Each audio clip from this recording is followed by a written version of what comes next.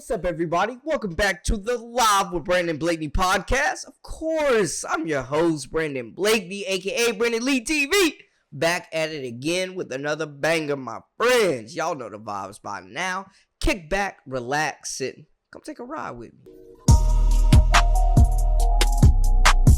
You are now locked into the Live with Brandon Blakeney podcast. Here is your host, Brandon Blakeney.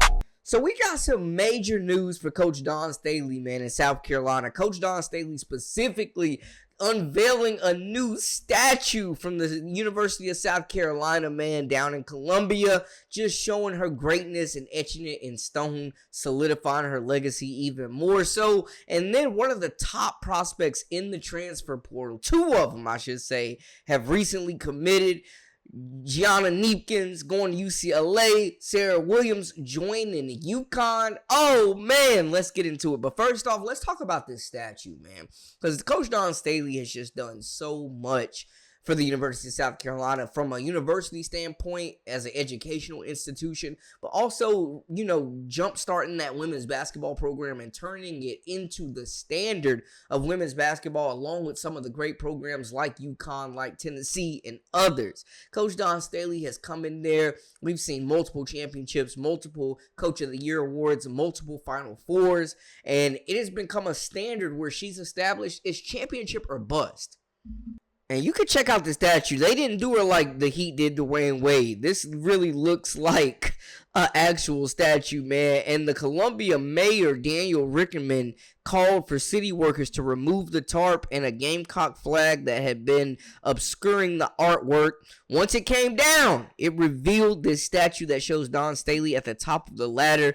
Familiar scene right here, cutting down the championship nets while wearing a Gamecocks hat. Now, this was a big ceremony. Hundreds of people showed up for the ceremony at the corner of Senate and Lincoln Street in the Vista. Her statue sits in the island separating the two lanes of Senate Street. The location is just a few blocks from another icon, Asia Wilson, who got her statue back in 2021. So it's only right that they're coming together. Coach Staley said it was her intent for that to be the only statue associated with Gamecocks women basketball. But Rickman and USC's then athletics director approached her in late 2022 about a proposal from Statues of Equality to make a statue in Columbia that honored a woman.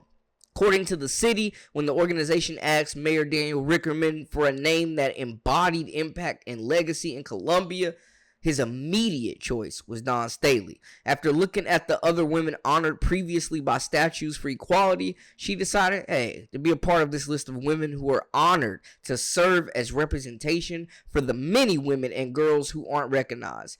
Coach Dawn Staley said, "So I agree the statue, not for me, but for the girl who will walk by one day and wonder who I was. Maybe she'll look me up. She'll see that I did some things in basketball, of course, but I hope she sees much more. I hope she sees that I was a champion for equity and equality. That in my own way, I pushed for change, that I stood proudly in the space God called me to inhabit. Not as someone perfect or extraordinary, but as a regular girl who used her gifts to open doors so other girls wouldn't have to knock as hard." The statue was designed by artist Gillian Mark, who created the bronze piece in 2024. While the final look has remained under wraps, it's expected to show Staley, like we said, it showed her standing on a ladder holding a basketball net. And we know that's a familiar image. The city said the tribute celebrates not only her championship legacy as a coach and player, but also her unwavering commitment to leadership, community empowerment, and uplifting future generations. The city of Columbia is proud. So that's just major news, man. I love to see, first off, I'm all here for women empowerment. Just seeing how she is being celebrated and giving her flowers. I'm big on that, giving people their flowers while they're still on earth. And Coach Dawn Staley's being honored, man. I just don't see a situation where she ever leaves Columbia, South Carolina, because she is beloved. So shout out to Coach Dawn Staley. Now, we knew that they were hard on the recruitment trail, trying to land one of the top shooters in the country, Gianna Nakans, one of the best guards in the portal. She decided to take her talents to UCLA. And I'm going to be honest with y'all, man. UCLA's roster is looking absolutely loaded. Now, we know they lost several transfers to the portal. But what they have coming back with Lauren Betts, Kiki Rice, Sienna Betts, Gabriela Jaquez, you bring in Gianna Nakans to play in that backcourt next to Kiki Rice. You also have just a lot of talent around them, man. Sienna Betts is coming in as well on the recruitment trail. And Nakans just fits this system perfectly, man. Like running gun, West Coast, up and down the floor, shoot a lot of threes. Coach Close really lets her guards get activated. You got to respect the decision here, man. You got to respect that she made the right decision for her. South Carolina definitely could have used her now, but I still think they have enough in that backcourt and that front court to win a national championship. But UCLA lost some key pieces, man. London Jones, Janiah Barker, Aaron Salo, like they lost some key pieces, but they have really retooled this roster, and it should be championship or bust. But I love Nakans' game, man. She's just a big guard, can score at all three levels, shoots over 40% from three, can get to the cup, is a capable playmaker as well, and I think she made the right decision as far as a system fit and be an immediate starter and major contributor to this team. So watch out for UCLA, man. I definitely think that they will be in the running. They're a top 4 team with what they brought back and then what they brought in as far as the recruitment trail and the transfer portal. They are going to be dangerous. On the other end, man, LSU missed out on the opportunity to land Sarah Williams, one of the top bigs in the country. When you talk about a two-way enforcer, defensive player of the year in the Big Ten, averaging dang near a double-double, super skilled, can score it from mid-range, really good, reliable, low-block option for this group. And I think that her and Sarah Strong, Ice Brady, Jana El Alfie, like UConn's got to be the favorite to win the national championship. They bring in some other talented pieces from the recruitment trail as well. You still have KK Arnold, Ashlyn Shade, Morgan Shelley, Ali Zabel, AZ Fudd, one of the top players in the country coming back, was a major chip to fall in place for them as well. And they look primed to run it back for another national championship, man. They are fueling Coach Gino Auriemma to a new level. He's feeling that youthful energy, drinking from the fountain of youth. And this was a major get. She's going to start immediately. She'll be an immediate impact player. I think she's a potential top 5 WNBA draft pick.